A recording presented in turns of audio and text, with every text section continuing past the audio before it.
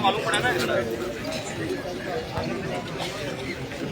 हाँ जी, राम राम। दे दो हथियार, बैठ जाओ सारा काम देखी जाए। मार दो चलता है।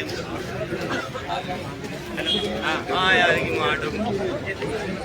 अब तो ये ना डेविड पर जबरदस्त करना मीडिया पर समझ आके जाओ।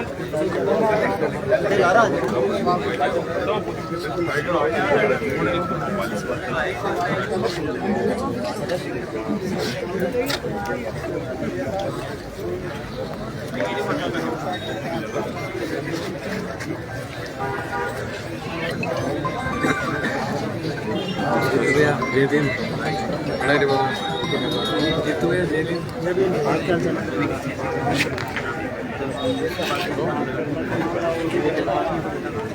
यहाँ जी आ गए।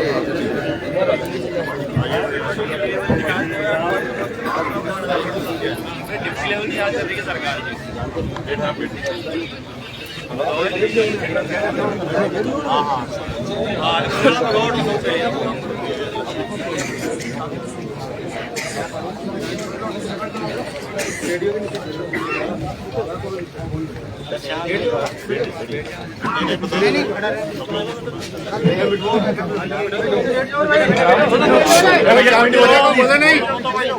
प्लीज बोलो मत।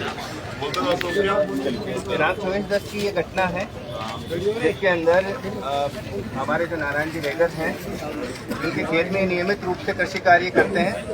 कृषि कार्य करने से पहले भी जो दबंग थे वो लगातार इनके कृषि कार्य में बाधा उत्पन्न करते थे। अपने मवेशी जबरदस्ती इनके खेत में घुसड़ रहे जिससे ये परेशान थे। लेकिन हर बार किसी न किसी तरह से ये मामला दब जाता था, कोई कुछ नहीं कहता था। इस बार क्या होता है कि इनका एक पढ़ा लिखा बच्चा है जो महाराष्ट्र में पढ़ाई करता है, साथ में जॉब भी करता है। 25,000 रुपये में नर्सिंग स्टाफ में काम करता है। वो आया हुआ था, पढ़ा लिखा है। उसने देखा कि मेरे पिता के साथ में संगीन मारपीट हुई है और लगातार इन चीज़ों से पीड़ित है। तो उसने कहा कि पापा चलो FIR करते हैं। तो FIR देने के लिए पुलिस थाना उपस्थित हुए रूपनगढ़ पहले ही दिन उन्होंने टालमोल की के साथ या तो दीपावली हम कर नहीं सकते, ऐसा कहीं है नहीं। और जबकि राज्य सरकार ने स्पष्ट तौर पर आदेश जारी कर रखे हैं कि किसी भी मामला शिकायत जो भी है उसको तुरंत प्रभाव से दर्ज किया जाए। और जो SC/ST और पोक्सो के मामले हैं वो तो जल्दी ही दर्ज होने चाहिए। इस मामले के तहत पिता और पुत्र मुकदमा देने पहुंचे, कोई कार्रवाई नहीं हुई, किसी तरह की कोई पाबंदी नहीं की गई, ना एक गाँव में किसी मुलजिम को लाया गया और उनको टालमोल करके भेज दिया। अगले दिन ये वापस 26-27 घंटे बाद में जब वापस गए तो जब ओम प्रकाश पढ़ा लिखा होने के नाते उसने कहा कि साहब ये मुकदमा आपको दर्ज करना पड़ेगा, अन्यथा हम कोर्ट में जाएंगे। तो कोर्ट में जाने के इस डर से कि भाई राज्य सरकार ने आदेश जारी कर रखे हैं कि मुकदमा तुरंत दर्ज करना है और उसमें आप कोर्ट में जाने की जब उनको लगा तो उन्होंने मुकदमा दर्ज कर लिया। उसी दौरान SHO रूपनगढ़ ने मुलजिम पक्ष से फोन पे बातचीत की। आधे घंटे की बातचीत के अंदर उन्होंने कहा कि आप इनके विरुद्ध चोरी, मारपीट और घर में घुसने का मामला लेकर आए, मैं दर्ज करूंगा और मैं इनका इलाज करता हूँ। ये शब्द थे SHO के, ये इस तरह के SHO के शब्द थे। फिर मुकदमा दर्ज किया गया। मुकदमा 30 घंटे बाद में हमारा दर्ज किया गया, उनके जस्ट आधे घंटे बाद में उनका मुकदमा दर्ज किया गया। 235 से हमें 236 में मुकदमा दर्ज कर लिया गया और लगातार ये दबाव बनाया गया कि तू मुकदमा वापस ले ले, अन्यथा तेरे को इस मामले के अंदर घर में घुसना, मारपीट करना और चोरी करने के मामले के अंदर हम आपको दोषी बनाएंगे। इस दबाव रहा। दबाव के चलते व्रताधिकारी जब डिप्टी साहब जांच के लिए पहुंचे तो सबसे बड़ी गनीमत ये थी कि नक्शा मौका के दौरान ही डिप्टी साहब वहाँ पे मुलजिम पक्ष के और वहाँ के जो सरपंच है, पूर्व सरपंच, उनके घर पे चाय नाश्ता करते हैं, 2-2 घंटे बातचीत करते हैं। इससे ये साबित होता है कि उनकी मिलीभगत साठगांठ रही।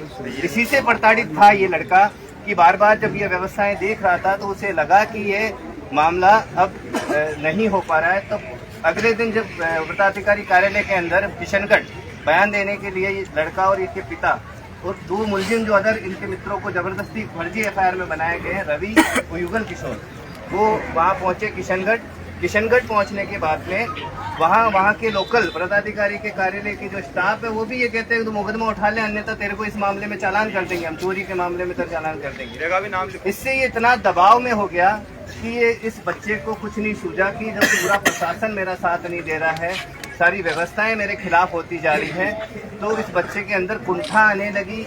उसने जितना अपना बूता था, तो जितने प्रयास थे उतने प्रयास किए, लास्ट में वही हिम्मत हार गया और इस हिम्मत हारने के दौरान उसे आत्महत्या जैसे बड़े कदम उठाने पड़े। 3 पृष्ठों की उसमें सुसाइड नोट में उसने संपूर्ण व्याख्या की है इस बात की कि मैंने ये सुसाइड क्यों किया है। अपने 164 के एविडेंस में, लिखित एविडेंस के अंदर इसने संपूर्ण व्याख्या की है कि मेरे साथ में ये घटना क्यों हुई है। और अब भी सबसे बड़ी बात है कि जब हमें पता चला तो हम रात को 1:30 बजे वहाँ पहुँचे, तब हमने ही परिवार को समझा कि यहाँ पोस्टमार्टम के लिए बॉडी को यहाँ तक लेके आए। और हमने वहाँ पे भी पुलिस अधिकारियों को ये कहा था कि आप त्वरित प्रभाव से मुल्जिमान की गिरफ्तारी करें, हमारी मांग यही है और इसी मांग को लेकर हम अड़े हुए। लेकिन अभी तक किसी ने कोई दबिश नहीं दी है, कहीं कोई पुलिस की कोई कार्रवाई नहीं है। जब मैं अभी अधिकारियों से बात कर रहा हूँ तब भी ये कह रहे था हम तो यही बैठे हैं, हम तो आपके काम में बिजी हैं, तो भाई दबिश दे दो, वहाँ से उठा के ले आओ मुल्जिम को। लेकिन ऐसी कोई कार्रवाई नहीं की गई है। इस बच्चे की व्यथा इतनी आसान नहीं है और इसके साथ में जो हुआ है वो बहुत गलत है। इसके लिए हम यहाँ पे इकट्ठा हुआ था और ये सारी घटना अभी तो एसपी साहब आए हैं, ये FIR दी है हमने, जिसमें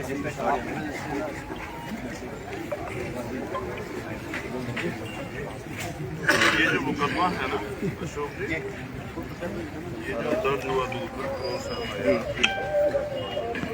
25 को 15-29 पे 5-29 पे 2-2.5 घंटे बैठी 379 था ना।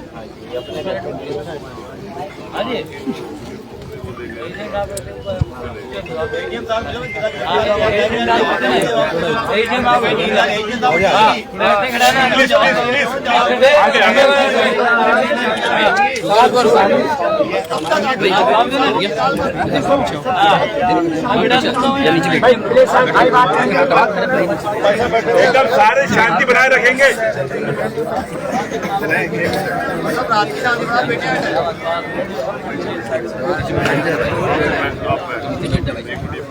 आराम से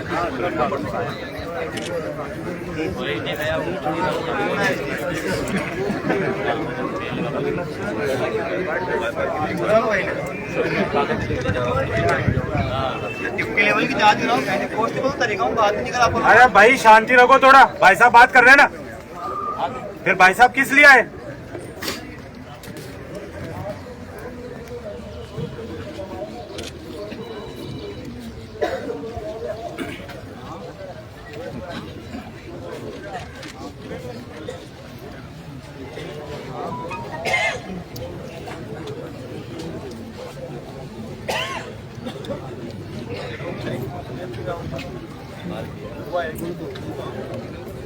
तो फोन करो, विधायक कोई विधायक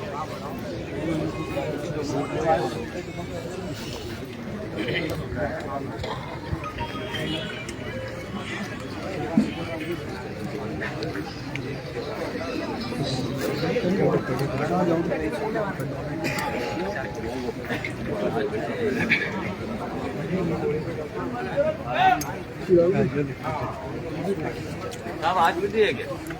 अभी दे